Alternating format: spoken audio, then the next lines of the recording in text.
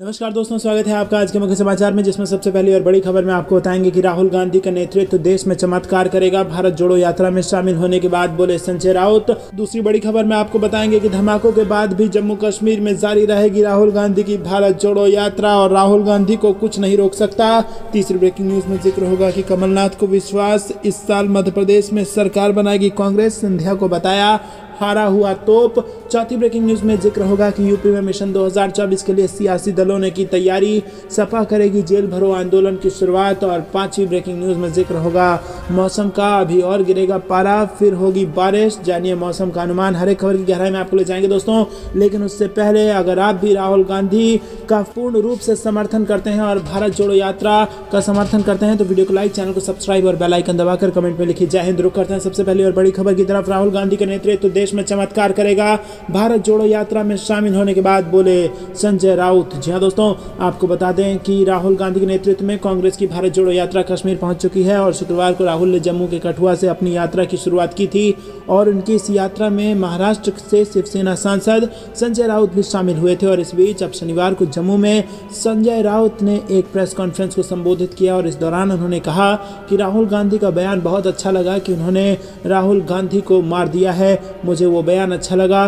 भाजपा ने एक इमेज बनाई है राहुल गांधी की, राहुल उसे पीछे छोड़ चले हैं। राहुल का नेतृत्व आने वाले समय में देश में चमत्कार करेगा, वो अपने नेतृत्व की चमक दिखाएंगे। बता दें कि राहुल गांधी की भारत जोड़ो यात्रा जम्मू के लखनपुर से होते हुए कठुआ, हीरानगर, बनिहाल टनल होते हुए कश्मीर घाटी तक जाएगी और वो श्रीनगर में 30 जनवरी को एक विशाल रैली के साथ यात्रा का समापन करेंगे।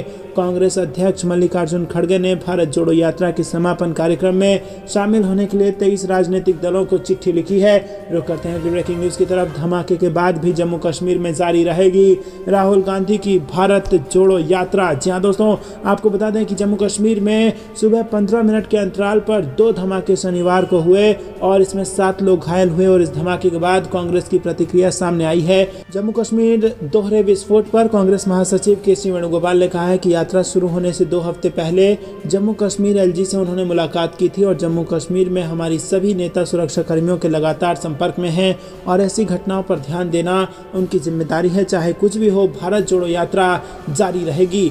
धमाके को लेकर अतिरिक्त पुलिस महानिदेशक ने जानकारी देते हुए कहा कि 2 विस्फोट में 6 लोगों के घायल होने की खबर है, लेकिन अस्पताल के सूत्रों ने कहा है कि छर्रे लगने के कारण 7 लोगों को भर्ती कराया गया है और सभी की हालत स्थिर है। संदिग्ध आतंकियों ने नरवाल के परिवहन यार्ड में विस्फोट ऐसे समय किए जब क्षेत्र में सुरक्षा एजेंसियां कांग्रेस की भारत जोड़ो यात्रा और आगामी गणतंत्र दिवस समारोह के मद्देनजर हाई अलर्ट पर है। रुक करते हैं ब्रेकिंग न्यूज की तरफ। कमलनाथ को विश्वास, इस साल मध्य प्रदेश में सरकार बनाएगी कांग्रेस, सिंधिया को बताया हारा हुआ तोप। जी हां दोस्तों, आपको बता दें कि मध्य प्रदेश कांग्रेस के अध्यक्ष और पूर्व मुख्यमंत्री कमलनाथ शुक्रवार को उन्होंने कहा कि उनके पूर्व पार्टी सहयोगी और केंद्रीय मंत्री ज्योतिरादित्य सिंधिया अपने ग्वालियर क्षेत्र में भी राजनीतिक तौर पर बेमानी हो गए हैं। कमलनाथ ने विश्वास जताते हुए कहा कि कांग्रेस मध्य प्रदेश में इस साल के अंत में होने वाली विधानसभा चुनाव में विजय होगी। बता दें कि 2 साल पहले अपने समर्थक विधायकों के साथ सिंधिया ने कांग्रेस छोड़कर बीजेपी में शामिल हो गए थे और इसके बाद कमलनाथ के नेतृत्व वाली कांग्रेस सरकार गिर गई थी। कमलनाथ ने सवाल किया कि जब सिंधिया बीजेपी में हैं तो पिछले साल ग्वालियर और उससे सटे शहर मुरैना में महापौर का चुनाव कांग्रेस से क्यों हारे। कांग्रेस नेता कमलनाथ एक कार्यक्रम में प्रदेश के राजधानी भोपाल से लगभग 270 किलोमीटर दूर टीकमगढ़ में थे। दोस्तों, रुक करते हैं अगली ब्रेकिंग न्यूज की तरफ। यूपी में मिशन 2024 के लिए सियासी दलों ने की तैयारी, सपा करेगी जेल भरो आंदोलन की शुरुआत। जी दोस्तों, साल 2024 में होने वाले लोकसभा चुनाव में भले ही अभी समय हो, लेकिन उत्तर प्रदेश में सियासी दल अभी से इस चुनाव की तैयारी में जोर शोर से जुट गए हैं। बीजेपी ने जहां पूर्वांचल से मिशन 2024 की शुरुआत की है, तो वहीं अब समाजवादी पार्टी के मुखिया अखिलेश यादव भी जल्द ही पूरे प्रदेश के दौरे पर निकल सकते हैं। प्रदेश की 80 लोकसभा सीटों का दौरा अखिलेश यादव शुरू कर सकते हैं और इतना ही नहीं, जल्द ही समाजवादी पार्टी जेल भरो आंदोलन भी शुरू कर सकती है। देश की सियासत में उत्तर प्रदेश की अहम भूमिका है। दिल्ली की कुर्सी का रास्ता यूपी से ही होकर जाता है और इसीलिए सियासी दल यूपी में 2024 को लेकर अपनी रणनीति अभी से बनाने में जुट गए हैं। भले ही लोकसभा चुनाव में अभी 1 वर्ष से ज्यादा का समय बचा हो, लेकिन यूपी में सियासी दलों की तैयारी के लिए ये समय भी कम पड़ जाता है, क्योंकि उत्तर प्रदेश में लोकसभा की 80 सीटें हैं, 75 जिले हैं और महीने लगभग 14 ही बचे हैं। रुक करते हैं अगली ब्रेकिंग न्यूज की तरफ। अभी और गिरेगा पारा, फिर होगी बारिश, मौसम विभाग का अनुमान। जी हाँ दोस्तों, दिल्ली एनसीआर वालों को पिछले 3 दिनों में सर्दी से कुछ राहत जरूर मिली है, लेकिन अभी सावधानी बरतने की कोशिश है, क्योंकि मौसम विभाग के अनुसार अगले 5 दिनों तक दिल्ली एनसीआर में पारा गिरेगा। भारतीय मौसम विभाग ने दिल्ली में 24 जनवरी से 26 जनवरी के बीच बारिश की संभावना जताई है। भारतीय मौसम विज्ञान विभाग के वैज्ञानिक एस रॉय के मुताबिक वेस्टर्न डिस्टर्बेंस की वजह से 24 और 25 जनवरी को जम्मू कश्मीर, हिमाचल प्रदेश और उत्तराखंड में भारी बारिश की संभावना है। उन्होंने न्यूज एजेंसी से बातचीत में कहा कि दिल्ली में 24 जनवरी से 26 जनवरी के बीच हल्की बारिश और बादल छाए रहने की संभावना है। तभी तापमान में कुछ गिरावट आई है, जो अगले 5 दिनों तक जारी रहेगी और अगले हफ्ते के अंत तक न्यूनतम तापमान बढ़ने लगे और अधिकतम तापमान गिरेगा। दोस्तों रुक करते हैं ब्रेकिंग न्यूज की तरफ। मोदी और शाह मेरे खिलाफ प्रचार करके देख लें, मैं ही जीतूंगा चुनाव, सिद्धारमैया ने बीजेपी को दिया खुला चैलेंज। जी दोस्तों, कर्नाटक के कोलार विधानसभा क्षेत्र से आगामी विधानसभा चुनाव लड़ने का फैसला करने वाले कांग्रेस के वरिष्ठ नेता सिद्धारमैया ने शनिवार को कहा कि वो निश्चित रूप से जीतेंगे, भले ही प्रधानमंत्री नरेंद्र मोदी और केंद्रीय गृह मंत्री अमित शाह उनके खिलाफ प्रचार कर लें। पूर्व मुख्यमंत्री ने उम्र और दूरी का हवाला देते हुए बागलकोट जिले की अपनी बादामी सीट की जगह इस बार कोलार से चुनाव लड़ने का फैसला किया है। सिद्धारमैया ने संवाददाताओं से कहा कि BL संतोष, भाजपा के राष्ट्रीय अध्यक्ष JP नड्डा, प्रधानमंत्री मोदी या केंद्रीय गृह मंत्री अमित शाह को मेरे खिलाफ प्रचार करने दें, मैं निश्चित तौर पर कोलार से जीतूंगा। वो इस सवाल का जवाब दे रहे थे कि जब से उन्हें विधानसभा चुनाव कोलार से लड़ने की इच्छा उन्होंने व्यक्त की है, तब से एक नकारात्मक अभियान शुरू हो गया है। रुक करते हैं ब्रेकिंग न्यूज की तरफ। भाजपा शर्म करो, झुग्गियां गिराना बंद करो नारे के साथ रमेश विधुड़ी के आवास पर आम आदमी पार्टी ने दिया धरना। जी हाँ दोस्तों, आपको बता दें कि तुगलकाबाद के इलाके के झुग्गी निवासियों को बेदखली का नोटिस मिलने को लेकर आम आदमी पार्टी के विधायकों ने बड़ी संख्या में लोगों के साथ शनिवार को भारतीय जनता पार्टी के सांसद रमेश विधुड़ी के घर के बाहर विरोध प्रदर्शन किया। आम आदमी पार्टी विधायकों आतिशी और मदन लाल सहित पार्टी के नेताओं ने तख्तियां ले रखी थी, जिन पर लिखा था, भाजपा शर्म करो, झुग्गियां गिराना बंद करो। भारतीय पुरातत्व सर्वेक्षण ने 11 जनवरी को तुगलकाबाद किले के अंदर रहने वाले लोगों को 26 जनवरी तक हटने का नोटिस जारी किया था। आतिशी ने शुक्रवार को आरोप लगाया था कि भाजपा ने लोगों से झूठ बोला है कि वो उन्हें घर दिलाएगी। आम आदमी पार्टी विधायक आतिशी ने कहा कि भाजपा ने दिल्ली के लोगों से झूठा वादा किया कि जब उसने कहा था कि जहां झुग्गी वहीं मकान, अब लोगों को उनके मकान तोड़े जाने का नोटिस मिल रहा है। हम दिल्ली की जनता के साथ खड़े हुए हैं और किसी को भी अपने घर से बेदखल नहीं होने देंगे। रुक करते हैं ब्रेकिंग न्यूज की तरफ। मध्य प्रदेश में कांग्रेस और सपा ने जातीय जनगणना को लेकर मिलाए सुर, मिशन 2024 पर बीजेपी की बढ़ा दी टेंशन। जी दोस्तों, मध्य प्रदेश में विधानसभा चुनाव की तैयारियों में सभी राजनीतिक दल जुट गए हैं और चुनाव के कुछ ही महीने पहले सूबे के विपक्षी दलों ने मध्य प्रदेश में जातिगत जनगणना की मांग कर दी है। बीते दिनों बिहार में नीतीश सरकार द्वारा जातीय जनगणना शुरू की गई थी और अब इसकी मांग बाकी राज्यों में भी होने लगी है। वहीं मध्य प्रदेश में जातिगत जनगणना के एजेंडे को आगे बढ़ाने के लिए कांग्रेस और समाजवादी पार्टी बैठक कर रही है। रुक करते हैं ब्रेकिंग न्यूज की तरफ। मोदी सरकार के खिलाफ कांग्रेस ने जारी किया आरोप पत्र, राहुल गांधी का संदेश घर घर पहुंचाएगी पार्टी। जी दोस्तों, कांग्रेस ने शनिवार को केंद्र की नरेंद्र मोदी सरकार के खिलाफ आरोप पत्र जारी किया। विपक्षी पार्टी ने भाजपा को भ्रष्ट जुमला पार्टी करार दिया और आरोप लगाया कि इसका मंत्र कुछ का साथ खुद का विकास, सबके साथ विश्वासघात है।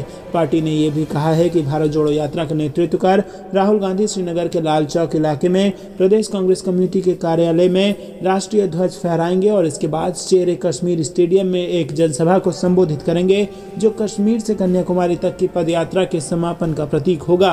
रुक करते हैं अगले ब्रेकिंग न्यूज की तरफ। कास्ट बेस्ड सेंसस पर सुप्रीम कोर्ट ने सुनवाई से किया इनकार। नीतीश बोले विकास के काम को बढ़ाने में सुविधा हुई। जी हाँ दोस्तों, आपको बता दें कि सुप्रीम कोर्ट ने बिहार में जाति आधारित गणना कराने के राज्य सरकार के फैसले को चुनौती देने वाली याचिकाओं पर सुनवाई से साफ तौर पर इनकार कर दिया है। इसका मतलब साफ है कि जाति आधारित गणना को लेकर बिहार सरकार को कोर्ट से बड़ी राहत मिली है। यही कारण है कि नीतीश कुमार ने साफ तौर पर कोर्ट के फैसले का स्वागत किया और नीतीश कुमार ने कहा कि जाति आधारित गणना से विकास विकास के कार्यों को बढ़ावा मिलेगा। और अपने बयान में उन्होंने कहा कि सुप्रीम कोर्ट ने हमारे पक्ष में फैसला दिया है, ये सबके हित में है। जातीय जनगणना तो केंद्र सरकार का काम है, हम तो राज्य में कर रहे हैं। दोस्तों रुक करते हैं अगली ब्रेकिंग न्यूज की तरफ। गोवा में भारत जोड़ो यात्रा के दौरान जैकेट में दिखे राहुल गांधी और बारिश के बीच लोगों में जबरदस्त उत्साह। जी हाँ दोस्तों, जम्मू कश्मीर में भारत जोड़ो यात्रा का दूसरा दिन है। कठुआ में यात्रा बारिश के बीच हो रही है और इसके बाद भी लोगों में उत्साह बना हुआ है।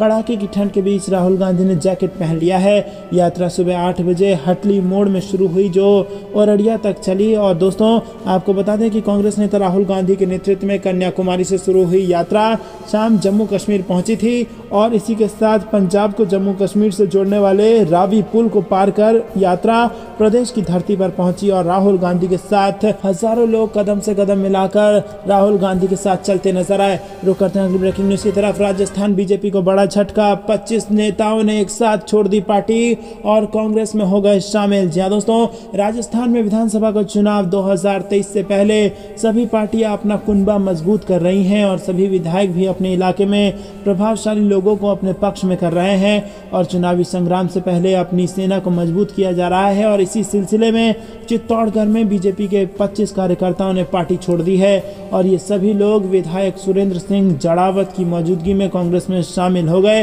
वहीं कुछ दिन पहले भी इस तरह बीजेपी के कई कार्यकर्ता कांग्रेस में शामिल हुए थे। ग्राम पंचायत अभयपुर के कार्यकर्ताओं ने पार्टी छोड़ी है, नवरतन जीनगर में बताया। दोस्तों रुक करते हैं अगली ब्रेकिंग न्यूज की तरफ। पूर्व मुख्यमंत्री कमलनाथ को मध्य प्रदेश में अगले विधानसभा चुनाव में कांग्रेस की जीत का पूरा भरोसा। जी हाँ दोस्तों, आपको बता दें कि मध्य प्रदेश कांग्रेस प्रमुख एवं पूर्व मुख्यमंत्री कमलनाथ ने शुक्रवार को कहा कि उनके पूर्व पार्टी सहयोगी और केंद्रीय मंत्री ज्योतिरादित्य सिंधिया अपने गढ़ ग्वालियर क्षेत्र में भी राजनीतिक तौर पर बेईमानी हो गए हैं।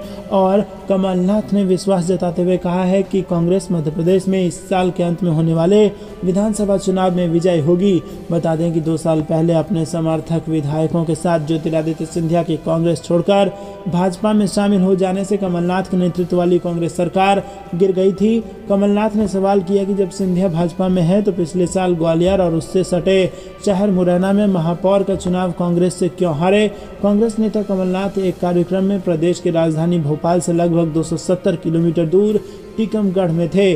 जुलाई 2022 में तत्कालीन सिंधिया रियासत की राजधानी ग्वालियर में कांग्रेस ने 57 साल बाद महापौर का चुनाव जीता था और इसके साथ ही मुरैना में भी कांग्रेस ने महापौर पद पर जीत दर्ज की थी। दोस्तों रुक करते हैं अगली ब्रेकिंग न्यूज की तरफ।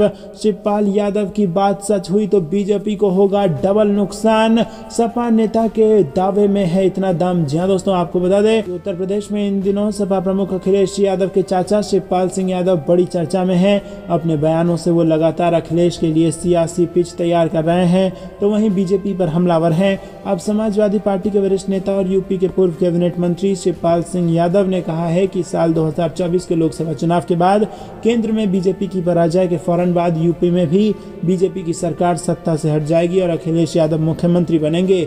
शिवपाल यादव ने बलिया के सहतवार कस्बे में जनसभा के दौरान दावा किया 2024 के लोकसभा चुनाव के बाद केंद्र की बीजेपी सरकार हट जाएगी।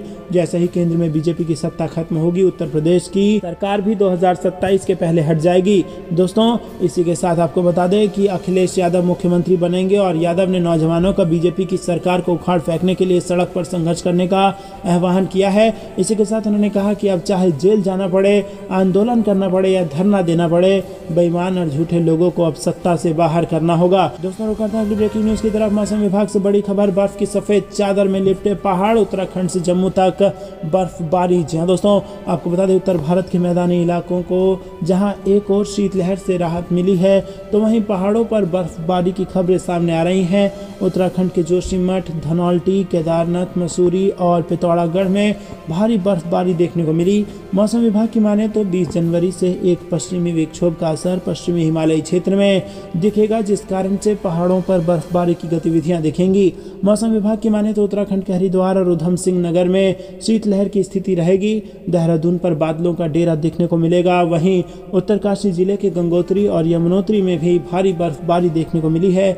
मौसम विभाग की माने तो आने वाले दिनों में बर्फबारी की ये सिलसिला जारी रहने वाला है। मौसम विभाग ने जो जानकारी दी है उसके मुताबिक 23 जनवरी को प्रदेश के कई इलाकों में हल्की बारिश हो सकती है। वहीं 24 जनवरी राज्य के कई इलाकों में हल्के से मध्यम बारिश या बर्फबारी हो सकती है और 25 जनवरी को इसमें फिर कमी दर्ज हो सकती है।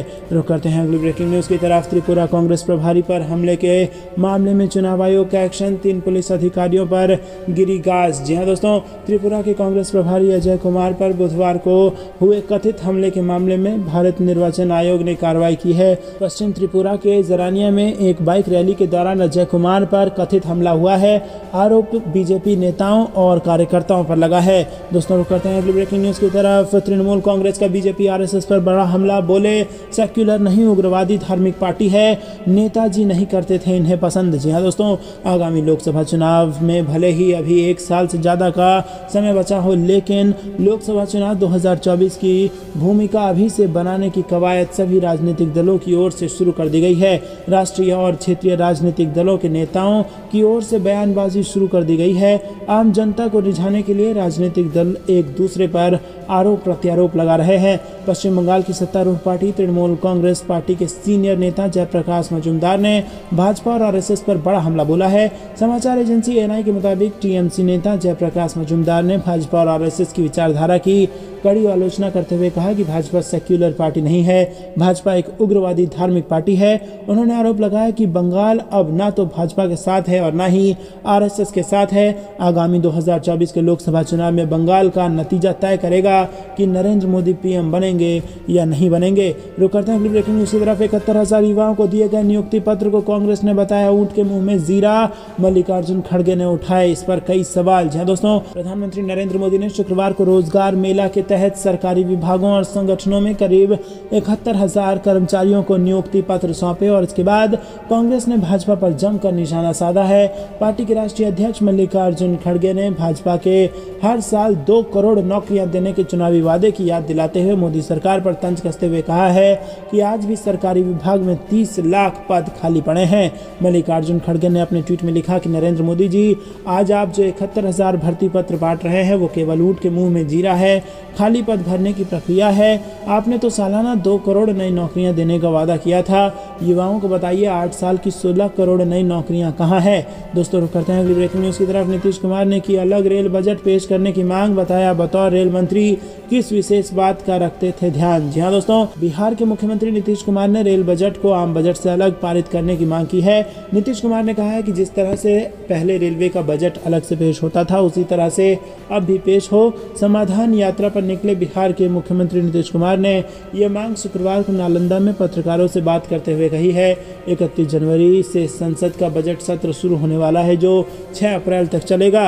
रुक करते हैं अगली ब्रेकिंग न्यूज़ की तरफ। पीएम मोदी की अपील का कितना असर, मुसलमानों ने बीजेपी के संग सरकार में भी मांगी हिस्सेदारी। जी हाँ दोस्तों, भाजपा की राष्ट्रीय कार्यकारिणी की बैठक में प्रधानमंत्री नरेंद्र मोदी ने पार्टी नेताओं और कार्यकर्ताओं से कहा कि वो प्रत्येक नागरिक से संपर्क करें और उन्हें 2024 के लोकसभा चुनाव से पहले देश की बढ़ती स्थिति के बारे में बताएं। और इस दौरान उनका ध्यान मुस्लिम समुदाय खासकर पसमानदा मुसलमानों पर था और उनकी इस अपील का मुसलमानों पर भी असर पड़ा है। लोगों ने इसके लिए प्रधानमंत्री की सराहना की है तो लेकिन सलाह भी दी है। जी हाँ दोस्तों, केवल भाषण से काम नहीं चलेगा।